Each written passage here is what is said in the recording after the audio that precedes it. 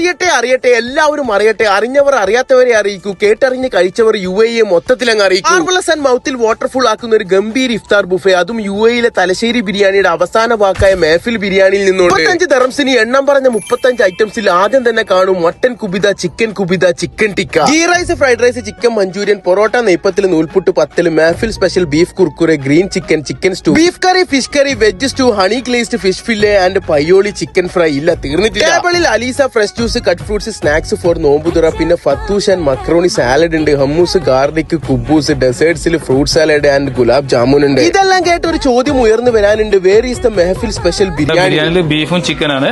ഇതേപോലെ നമ്മൾ വലമ്പിട്ട് തരും, അൺലിമിറ്റഡ് ആണ്.